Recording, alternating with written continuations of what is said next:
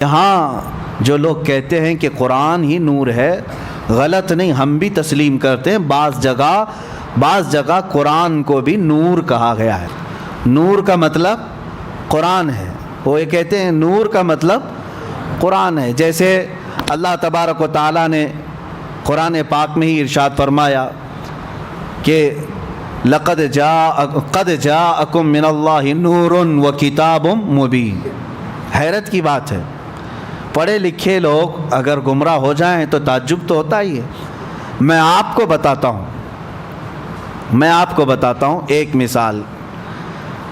آپ کو ایک ہی چیز کو میں دو ناموں پہ اگر بولوں تو آپ کہیں گے یہ زبردستی کیوں بول رہے ہیں آپ؟ مطلب اگر آپ سے میں کہوں کہ میں اپنے سر پر عمامہ باندھا ہوں، ایک چیز ہو گئی۔ پھر کہو نہیں میں نے کپڑا باندھا ہے، کیا مطلب ہوا اس کا؟ عمامہ کس چیز کا ہوتا ہے؟ کپڑے کا ہی ہے، الگ الگ چیز ذکر تو نہیں ہوتی۔ لیکن قرآن جب یہ کہہ رہا ہے قد جاءکم من اللہ نور و کتاب مبین، اس آیت میں صاف ہے، اللہ فرماتا ہے بے شک اللہ کی طرف سے تمہارے پاس نور آیا اور روشن کتاب آئی۔ قرآن کا ہی نام اگر نور ہے تو پھر کتاب مبین کا مطلب کیا ہے؟ نور اگر قرآن ہی ہے تو پھر کتاب مبین الگ سے کیوں آیا؟ یہاں تمہیں پتہ یہ سمجھنا ہوگا قرآن کی بلاغت، عربی کی بلاغت، یہاں نور سے مراد میرے مصطفیٰ کی ذات ہے۔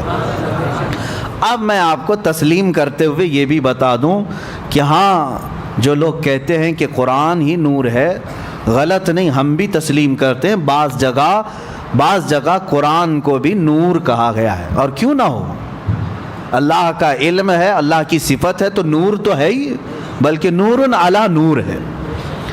قرآن بھی نور ہے اور رسول اللہ کی ذات بھی نور ہے۔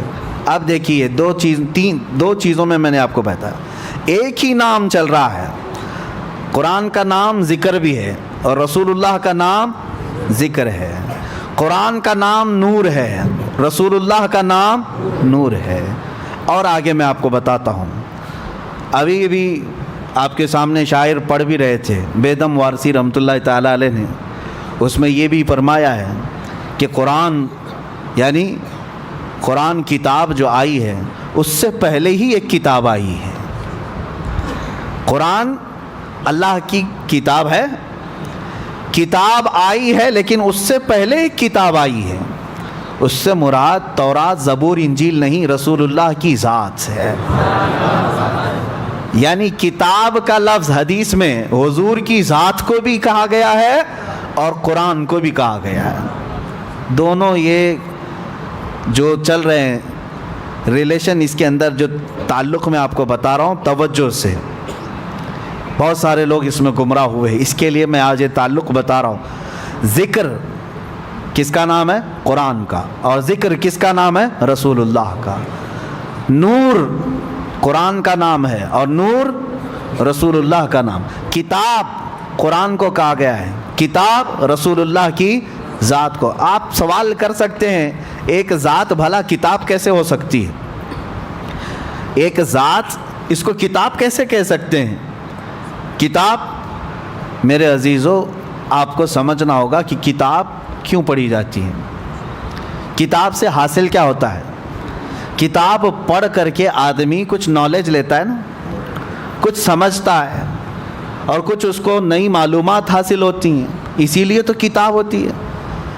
اب کتاب جو پنے والی ہے، پیپر والی ہے، ورق والی ہے، اس سے پڑھ کر کے آپ کو کچھ نالج ملتا ہے، تو مجھے یہ بتائیں وہ صحابہ کس کو دیکھ کر کے اپنی زندگی بدل رہے تھے؟ وہ صحابہ قرآن ابھی جو نہیں پڑھے تھے، قرآن پورا آیا ہی نہیں تھا، اس سے پہلے ہی ان کی زندگیوں میں بہت بڑا انقلاب آیا تھا۔ وہ کون سی کتاب پڑھ رہے تھے؟ تمہیں ماننا ہوگا وہ کتاب یہ نہیں، وہ کتاب ذات رسول کو پڑھ رہے تھے۔ کتاب دونوں نام ہو گئے۔ اب آئیے اور ایک میں کمبینیشن بتاؤں۔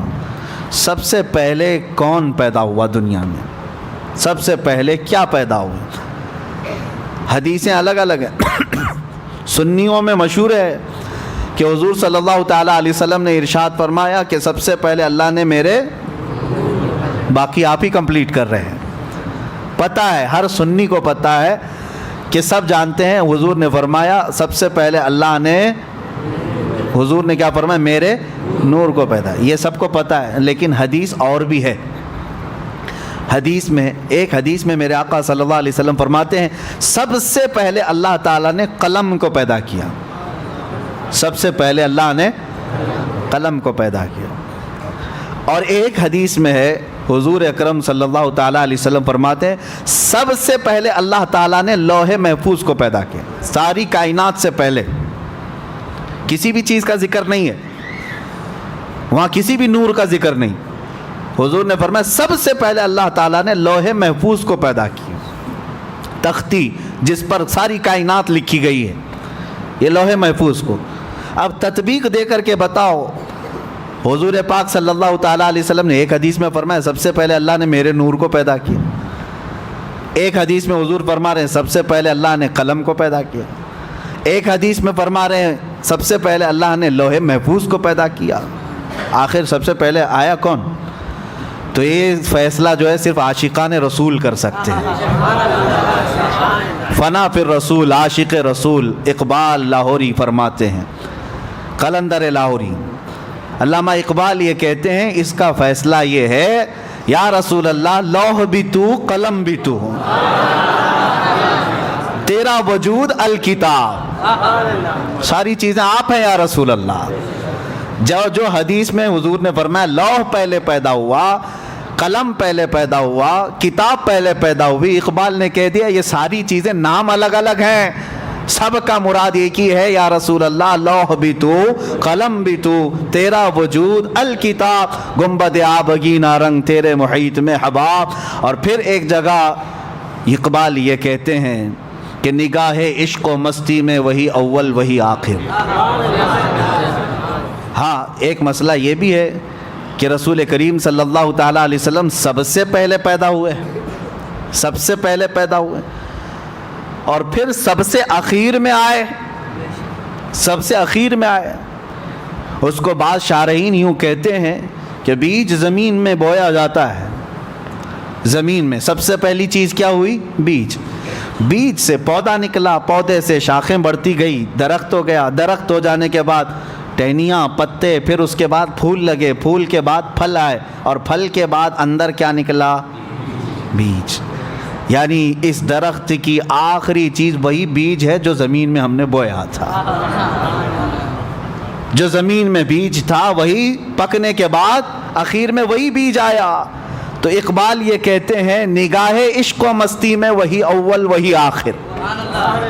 اب جو رسول اللہ صلی اللہ تعالیٰ علیہ وسلم کی حدیثیں ہیں اس میں ایک بات کی طرف میں آپ کو لے کر کے آ رہا ہوں. ذکر کیا ہے، کتاب کیا ہے، نور کیا ہے، لوح کیا ہے، قلم کیا ہے؟ اقبال کہتے ہیں نگاہ عشق و مستی میں وہی اول وہی آخر، وہی قرآن وہی فرقان وہی یاسین وہی طٰہٰ. سب ذات رسول اللہ صلی اللہ تعالیٰ علیہ وسلم کی طرف ہے. بہرحال میرے عزیزو، ذکر الہی میں اگر نبی پاک صلی اللہ تعالیٰ علیہ وسلم کا ذکر نہ ہو تو پھر وہ ذکر کی مجلس ہی نہیں ہے، ذکر کی مجلس ہی نہیں ہے. اور اگر کوئی پہنچا ہوا آدمی دعویٰ کرتا ہے کہ فلاں بہت پہنچے ہوئے ہیں، اللہ والے ہیں، اور ان کے اندر شریعت ہے ہی نہیں، میرے آقا صلی اللہ علیہ وسلم کی محبت ہے ہی نہیں، تو سمجھ لینا کہ وہ کھلا شیطان ہے. چاہے وہ تمہارے سامنے شعبدہ بازی کر کے دکھائے، جس کو تم کرامت سمجھتے ہوں گے، آسمان میں اڑ کر کے دکھائے، پانی میں چل کر کے دکھائے، اگر میرے مصطفیٰ کی محبت نہیں تو وہ شیطان ہے، وہ شیطان ہے. کیوں؟ اعلیٰ حضرت نے بھی فرمایا بخدا خدا کا یہی ہے در. اللہ تک پہنچنا ہے تو میرے مصطفیٰ کی ذات سے ہی جانا ہوگا، نہیں اور کوئی مفر مقر جو وہاں سے ہو یہیں آ کے ہو، جو یہاں نہیں تو وہاں نہیں. حضور پاک صلی اللہ تعالیٰ علیہ وسلم کی طرف ہم سب کو چلنا ہے. عزیزان گرامی وقار، میں تقریر کی غرض سے نہیں بیٹھا، مجلس ذکر ہماری قائم کرنی ہے، اس سے پہلے دلوں کو گرم ہونا بھی ضروری ہے. اور ہمیں پتہ ہے سنیوں کے دل گرم ہوتے ہیں تو نام مصطفیٰ سے ہوتے ہیں، اور جب تڑپ پیدا ہو جائے میرے مصطفیٰ کی محبت کی تو دل جب کھل جاتا ہے اور اللہ کے ذکر کی برکتیں اس میں اترنے لگتی ہیں۔ جو بند دل ہیں یا زنگ آلود ہیں اس کو چھانٹنے کے لیے میرے مصطفیٰ کا ذکر کافی ہے۔ جس کے سینے میں محبت مصطفیٰ ہو وہ یاد آتے ہی اس کا دل مچلنے لگتا ہے، دل دھڑکنے لگتا ہے، اور جب دل دھڑکنے لگے تو اس گرما گرمی میں ہی اسے سب کچھ دیا جاتا ہے۔ آپ کو پتہ ہے بہت ساری چیزیں نقش کرنے کے لیے تپانا پڑتا ہے۔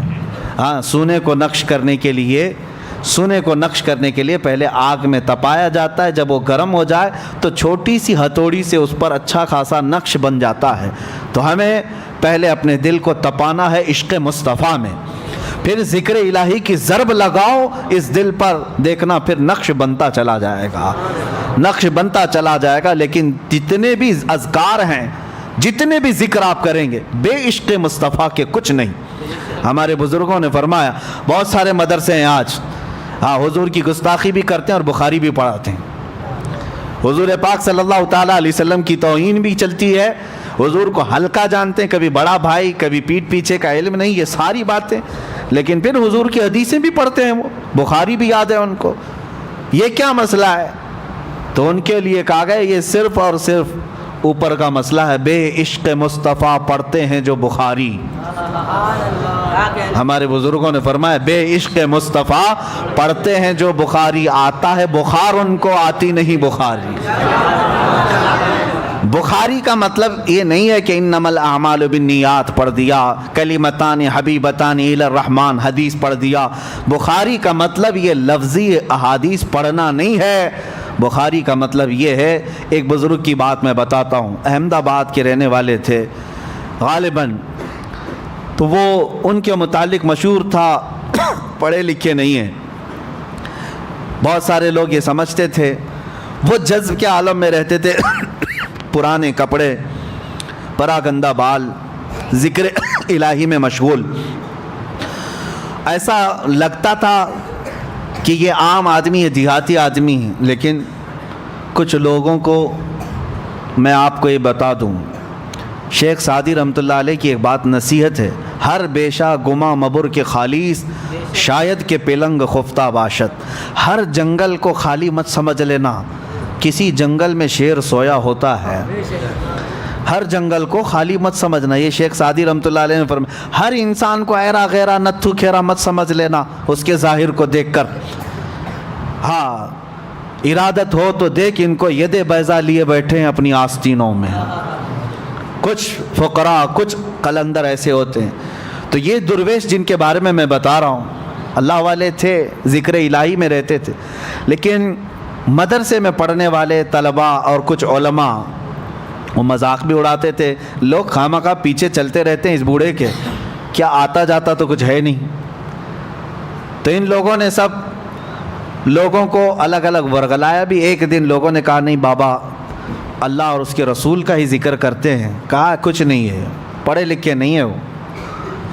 تو یہ باتیں بہت پھیل گئی، تو ایک دن اس درویش کے پاس کچھ طلباء آئے، کچھ علماء آئے، کہا کہ بابا جی ہم آپ سے بہت متاثر ہیں، انسپائر ہیں آپ سے بہت زیادہ، اور ہم آپ کی بڑی عزت کرتے ہیں، ہم آپ کو اپنے مدرسے میں مہمان بلا کر کے لے جا رہے ہیں، آئیے۔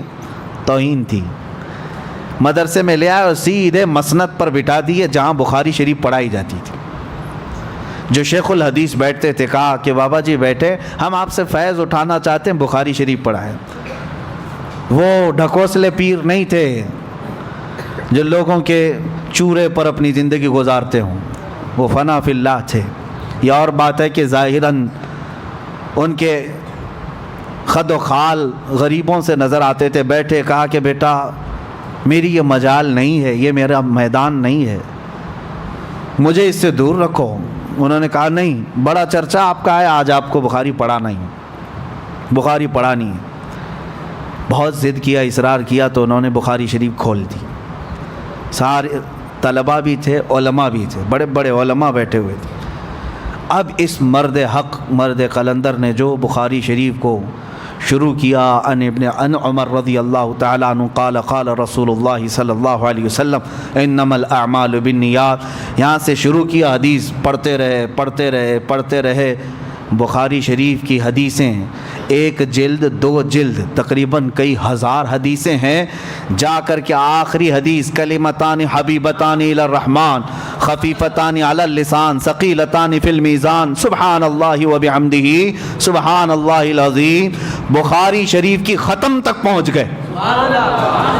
حدیث روایت کے ساتھ، سند کے ساتھ، صحابہ کے ناموں کے ساتھ پوری حدیثیں۔ میرے عزیزو، یہ گھنٹے دو گھنٹے کی بات نہیں، پوری بخاری پڑھنے کے لیے کم از کم میں فاسٹ بھی پڑھوں، قرآن کو سنانے کے لیے 30 دن لگ جاتے ہیں، بخاری شریف اس سے بھی زیادہ ہے۔ قرآن شریف میں 30 پارے ہیں، تلاوت سے ہو جائیں گے، بخاری شریف میں سندیں پڑھتے پڑھتے وقت ہو جائے گا۔ اگر اسی طرح 1 گھنٹے کی تراویح کا معاملہ ہو تو بخاری کو سنانے کے لیے 2 مہینے لگ جائیں گے۔ انہوں نے ایک مجلس میں پوری سنائی، سب کپڑے پھاڑنے لگ گئے، چیخنے لگ گئے، چلانے لگ گئے، اور اس کے بعد وہ اپنا عصا اٹھائے اور کھڑے ہو گئے۔ ان کو لے کر کے گئے، ایک عالم دین ان کے قدموں میں گر گئے، اور اس کے بعد کہا بابا ہمیں معاف کر دیں، ہم نے کبھی یہ نہیں سوچا تھا کہ آپ بخاری شریف بھی پڑھتے ہیں یا پڑھاتے ہیں، یہ کمال کی بات ہے، ہماری بدگمانی کو معاف کریں۔ انہوں نے ہنس کر مسکرا کر ایک تھپڑ لگایا اور کہا جاؤ میاں، میں کہاں پڑھاتا ہوں، اور حقیقت تو نے جو گمان کیا ویسا ہی میں ہوں، میں پڑھا لکھا نہیں ہوں۔ کہا پوری بخاری پڑھا دیے۔ کہا میں کہاں، سامنے رسول اللہ بول رہے تھے، میں پڑھ رہا تھا۔ اللہ اکبر، سامنے مصطفیٰ کریم صلی اللہ علیہ وسلم بیٹھے تھے، وہ بولتے جاتے تھے اور میں سن کر کے بیان کرتا جاتا تھا۔ اس کو کہتے ہیں بخاری شریف پڑھنا۔ بے عشق مصطفیٰ جو پڑھتے ہیں بخاری، آتا ہے بخار ان کو، آتی نہیں بخاری۔